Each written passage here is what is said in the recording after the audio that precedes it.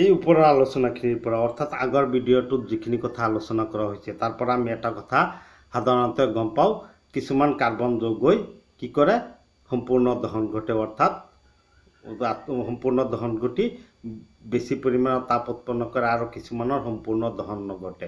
মানে যিবিলাক ক্ষেত্ৰত আমি শিক্ষাৰ ওপৰত ধৰা ধাতুৰ 5-6টাত এলান্ধু লাগি ধৰিছিল সেইবিলাক অসম্পূৰ্ণ দহন ঘটিছিল, আৰু যিবিলাক ক্ষেত্ৰত সম্পূৰ্ণ দহন ঘটিছিল সেইবিলাক ক্ষেত্ৰত আমি এলান্ধু সৃষ্টি হোৱা দেখা পোৱা নাছিলোঁ।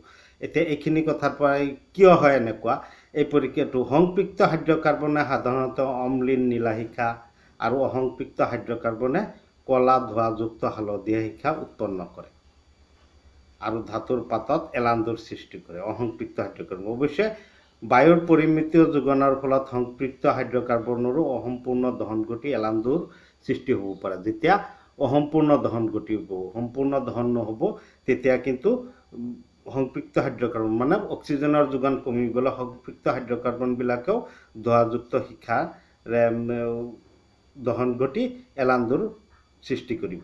ঘৰত ব্যৱহাৰ কৰা গেছ ষ্টভ বা কেৰাচিন ষ্টভত বায়ু সোমাব পৰা ৰন্ধ্ৰ থাকে যাতে পৰ্যাপ্ত বায়ু বা অক্সিজেন ইন্ধনৰ লগত মিহলি হৈ অম্লীন নীলা শিখাৰ সৃষ্টি কৰিব পাৰে। যদি কিবা প্ৰকাৰে বায়ুৰ ৰন্ধ্ৰবোৰ বন্ধ হৈ যায়, হয়নে, মানে কিছুমান বায়ুৰ ৰন্ধ্ৰ বন্ধ হৈ যায়, তেতিয়াহ'লে আমি অম্লীন নীলা শিখা নাপাম। তেতিয়া তাৰমানে কি পৰ্যাপ্ত অক্সিজেনৰ যোগান নাপাবৰ কাৰণেই ইহঁতৰ কি হ'ব, অসম্পূৰ্ণ দহন ঘটিব আৰু এলান্ধুৰ সৃষ্টি হ'ব। আৰু ৰন্ধ্ৰবোৰ যদি বেছিভাগ বন্ধ হৈ যায় তেতিয়া ধোঁৱাযুক্ত শিখাৰ সৃষ্টি হ'ব। তাৰমানে তেতিয়া দহনৰ পৰিমাণটো আৰু কমি যাব, যাৰ বাবে আৰু বেছি পৰিমাণে এলান্ধু বা ধোঁৱাৰ সৃষ্টি হ'ব। এতিয়া এইখিনিৰ লগত জড়িত আমি প্ৰশ্ন উত্তৰখিনি চাই লওঁ। নীলা শিখা উৎপন্ন। ৰন্ধন কাৰ্যত ব্যৱহাৰ কৰা পাত্ৰৰ তুলিত এলান্ধু লাগিলে বুজিব যে ষ্ট'ভৰ বায়ুৰ ৰন্ধ্ৰবোৰ বন্ধ হৈ পৰিছে। কয়লা বা পেট্ৰলিয়ামজাত ইন্ধনত কিছু পৰিমাণে নাইট্ৰজেন আৰু ছালফাৰ থাকে। সিহঁতৰ দহনৰ ফলত ছালফাৰ আৰু নাইট্ৰজেনৰ অক্সাইড উৎপন্ন হয়। এইবোৰেই হ'ল পৰিৱেশৰ প্ৰদূষকৰ কাৰক। মানে কয়লা আৰু পেট্ৰলিয়ামত কিছু পৰিমাণে ছালফাৰ আৰু নাইট্ৰজেন থাকে। এই ছালফাৰ আৰু নাইট্ৰজেনৰ দহন ঘটি কি হয়, কিছু পৰিমাণে প্ৰদূষক সৃষ্টি কৰে। মানে এই ছালফাৰ আৰু নাইট্ৰজেনৰ অক্সাইড গঠন হয় আৰু এইবিলাকে ধোঁৱা হৈ ওপৰলৈ উঠি যায় আৰু ওপৰত গৈ ছালফাৰ আৰু নাইট্ৰজেনৰ ছালফিউৰিক এচিড আৰু নাইট্ৰিক এচিড গঠন কৰি বৰষুণৰ লগত নামি আহে। সেয়াই হয় কি, এচিড বৰষুণ। এতিয়া আমি এইখিনিলৈকে প্ৰশ্ন উত্তৰখিনি চাই লওঁ। এতিয়া প্ৰথম প্ৰশ্নটো হ'ল দহন কি, উদাহৰণ দিয়া। বহুৰূপতাৰ যিকোনো ৰূপতে কাৰ্বন বায়ুৰ অক্সিজেনৰ সৈতে লগ লাগি কাৰ্বন ডাই অক্সাইড উৎপন্ন হোৱাৰ উপৰিও প্ৰচুৰ তাপ আৰু পোহৰ উৎপন্ন হয়, ইয়াকে দহন বোলে। ই এটা জাৰণ বিক্ৰিয়া। এইটো আমাৰ সকলোৰে ঘৰত এই দহন বিক্ৰিয়াটোৰ সহায়ত আমাৰ ৰন্ধা কাৰ্যবিলাক সম্পন্ন কৰোঁ। কাৰ্বনে অক্সিজেনৰ সৈতে লগ লাগি কাৰ্বন ডাই অক্সাইড তাপ আৰু পোহৰ উৎপন্ন কৰে। তলৰ বিক্ৰিয়া দুটা সন্তুলন কৰা।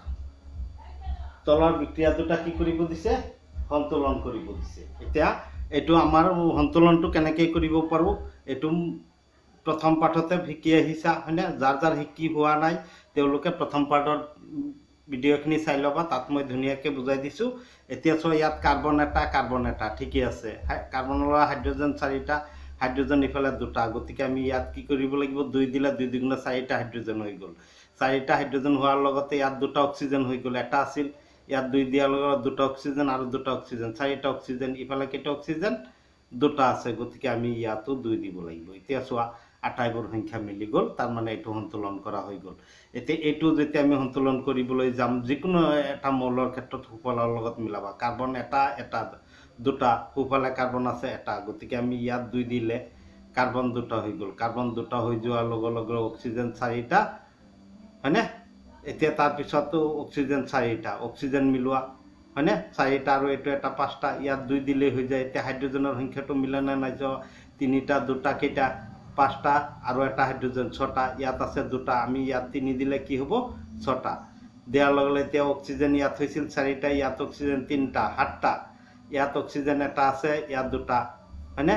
গতিকে ইয়াত 3 দিলে 3 দুগুণে কেইটা হ'ব, 6টা অক্সিজেন আৰু এটা 7টা, গতিকে এই দুয়োটা বিক্ৰিয়া আমাৰ সন্তুলন কৰা হৈ গ'ল। এতিয়া আমি আৰু পৰৱৰ্তী প্ৰশ্ন উত্তৰলৈ চাওঁ, আৰু কি কি প্ৰশ্ন হয়।